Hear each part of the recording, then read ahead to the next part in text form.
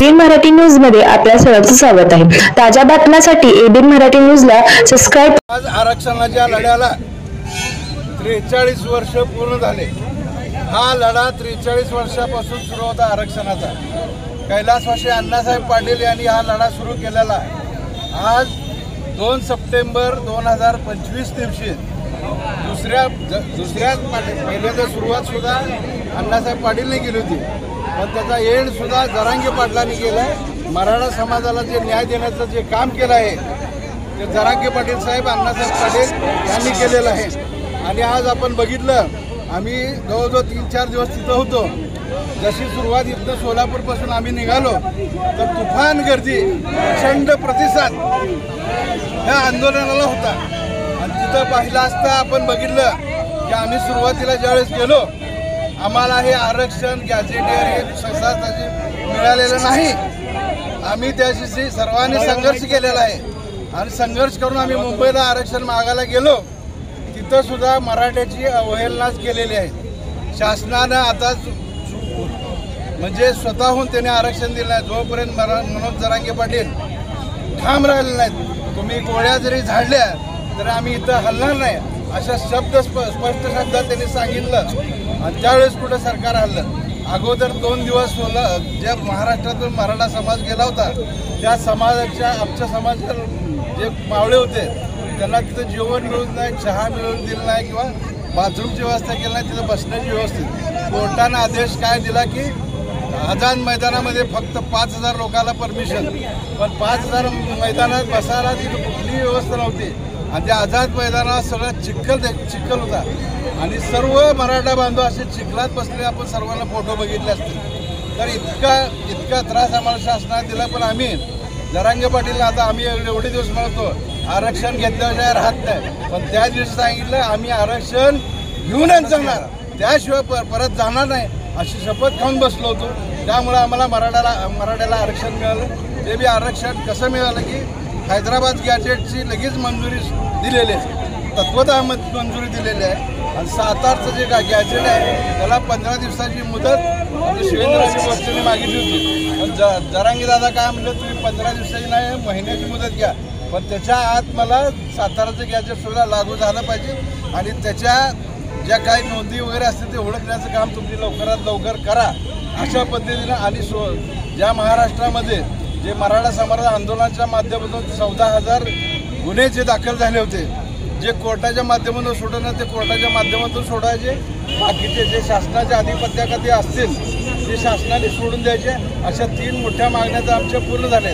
त्यातला सोलापूरचा फायदा म्हणजे काय झाले, जे आपलं सोलापूर जिल्ह्यामधले जे 5 तालुके होते ते निजाम सरकारच्या अखत्यारीत होते अगोदर। त्यातली 58 गावं, त्यात उत्तर सोलापूर असेल, मोहोळ असेल, माडा असेल, करमाळा असेल, बार्शी असेल, हे त्यावेळेस राजाकारच्या काळामध्ये ते निजाम सरकारच्या राजवटीत होते।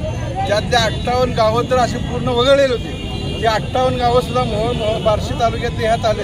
आणि आज जवळजवळ ह्या एक जर गॅजेट सुरू झालं, ह्याच्या माध्यमातून नोंदी सुरू झाल्या तर कमीत कमी 2 ते 3 लाख दाखले ह्यातून निघते, तर जवळजवळ 2-3 कोटी लोक आपले आज जातील, म्हणजे ओबीसीचं आरक्षण मिळणार। तर ह्या सर्वांचं श्रेय फक्त मनोजदादा जरांगे यांनाच आहे। आपण त्यांना वाटत असेल की शासनाने दिलंय, पण जरांगे पाटलांनी जे महाराष्ट्रामध्ये आंदोलन केलं, त्या आंदोलनाच्या माध्यमातून हे आम्हाला आरक्षण मिळालं, तेवढं आम्हाला बोल।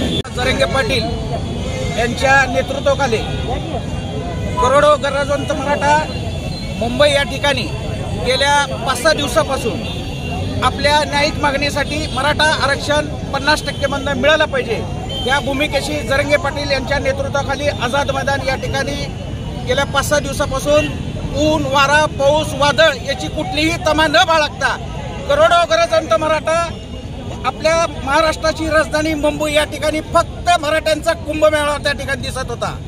शासनाला या करोडो मराठ्यांची दखल घ्यावीच लागली।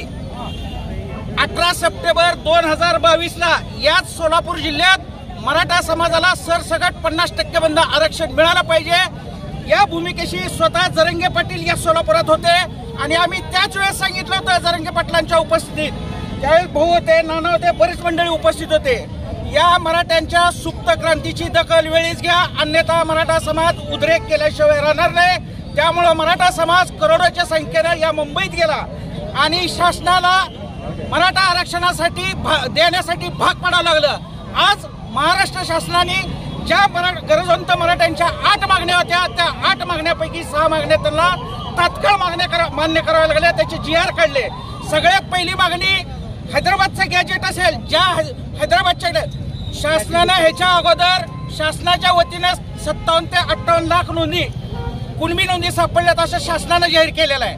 आणि ह्या 56 ते 57-8 नोंदीमध्ये प्रत्येकी घरटी 3 किंवा 4 जरी धरले तरी 2 कोटी मराठा समाज ऑलरेडी ओबीसीत गेलेला आहे. ही जरांगे पाटलांचं सर्वात मोठं यश आहे. आणि आज हैदराबाद गॅजेट असेल, सातारा संस्थांचं गॅजेट असेल, मुंबई गॅजेट असेल, आज हैदराबाद गॅजेटचा GR तात्काळ शासनानं काढलेला आहे. सातारा संस्थांचा आणि मुंबई गॅजेटचा GR गेल्या 15 दिवसात मिळू शकेल. त्यामुळं मराठा समाजाच्या ज्या ज्या काही मागण्या होत्या त्या शासनानं 8 पैकी 6 मागण्या मान्य करून त्या ठिकाणी GR काढलेले आहेत. या आंदोलनात जे समाज बांधव मृत्युमुखी पडलेत त्या समाज बांधवांच्या प्रत्येकी घरटी 1 माणूस शासकीय सेवेत घेण्याचं शासनानं मान्य केलेलं आहे. हे आंदोलन 2016 पासून छेडत असताना ज्या ज्या मराठा समाज बांधवांवर केसेस झालेले आहेत, गुन्हे दाखल झालेले आहेत, ते सर्व गुन्हे सरसकट मागे घ्यायचं तोही त्यांनी शासनानं मान्य केलेला आहे. अशा विविध मागण्या समाजाच्या शासनानं मान्य केल्या आहेत आणि हा गरजवंत मराठ्यांचा लढा जरांगे पाटील यांच्या नेतृत्वाखाली विजयी झालेला आहे.